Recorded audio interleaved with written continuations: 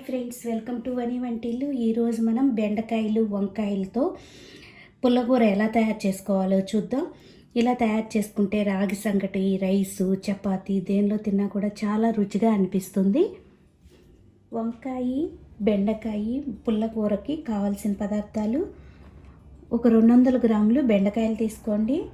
అదేవిధంగా 200 గ్రాములు వంకాయలు తీసుకోవాలి. ఒక పెద్ద ఉల్లిపాయ మీడియం సైజు, 2 టమాటాలు, కొత్తిమీర, లెమన్ సైజ్ అంత చింతపండు, 4-5 వెల్లుల్లి గబ్బాలు, కరివేపాకు, 4-5 పచ్చిమిరపకాయలు. ఇప్పుడు తయారీ విధానం చూద్దాం. సరిపడా ఒక గిన్నె తీసుకోండి. దాన్ని పక్కన పెట్టుకొని మనం తీసుకున్న ఈ బెండకాయల్ని వంకాయల్ని కూడా చిన్న చిన్న ముక్కలుగా కోసి గిన్నెలో వేసుకోవాలి.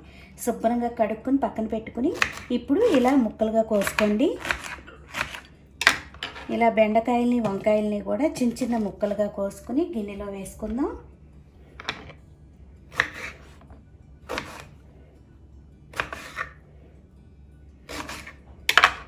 ఇలా కోసుకుని గిన్నెలో వేసుకోవాలి.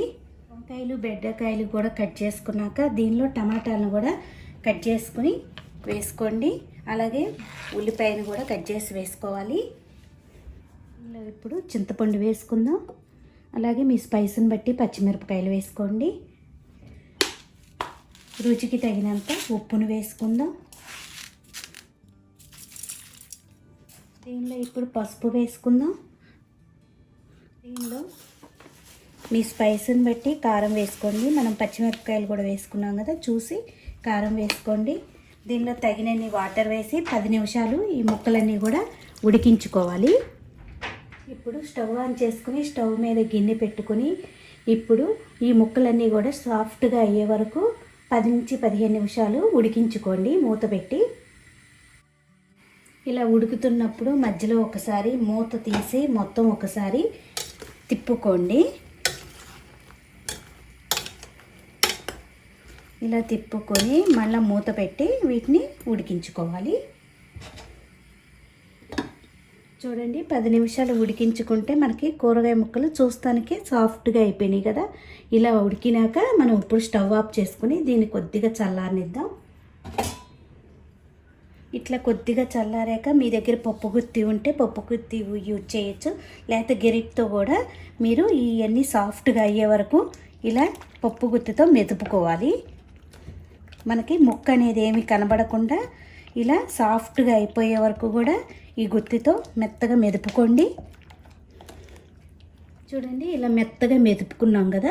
ముక్కలు మీకు కొద్దిగా ముక్కగా ఉండాలంటే ఉండకూడదంటే ఇంకొంచెం ఎక్కువ మెతుపుకోవాలి. నేను ఇలా మెతిపాను. ఇప్పుడు దీన్ని పక్కన పెట్టుకొని దీనికి తాలింపు వేసుకుందాం. ఆన్ చేసుకుని బండి పెట్టుకోండి. దానిలో 2 స్పూన్లు ఆయిల్ వేసుకోండి. ఆయిల్ వేడయ్యాక ఒక ఎండుమిరపకాయని ఇలా తుంచి వేసుకోవాలి. దీనిలో ఇప్పుడు కొద్దిగా శనగపప్పు, మినప్పప్పు,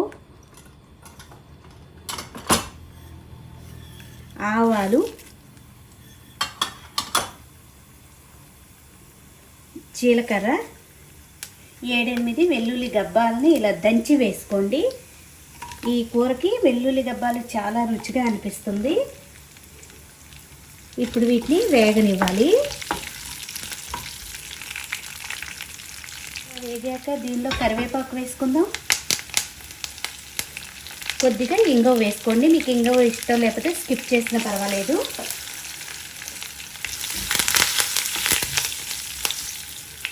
దీనిలో ఇప్పుడు దానిలో ఉల్లిపాయ వేసి ఉడికించుకున్నాము. కొద్దిగా చీలికలుగా కోసుకుని ఇట్లా కొద్దిగా ఉల్లిపాయను వేసి వేయించుకోండి. ఇలా వేగిపోయాక ఇప్పుడు మనం ఉడికించుకున్న కూరని ఈ తాలింపులో వేసుకోవాలి.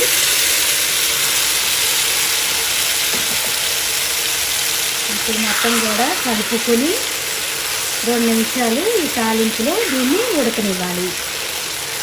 ఇలా ఉడుకుతున్నప్పుడు సన్నగా కట్ చేసుకున్న కొత్తిమీర వేసుకుందాం.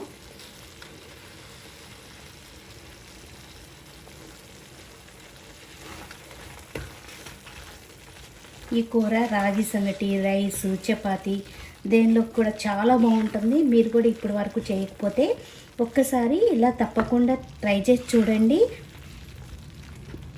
మీకు కూడా నచ్చుతుంది. ఈ వీడియో మీకు నచ్చినట్టయితే లైక్ చేయండి, షేర్ చేయండి, కామెంట్ చేయండి. మరిన్ని వీడియోల కోసం వాణి వంటిల్ని సబ్స్క్రైబ్ చేసుకోండి. Thank you for watching.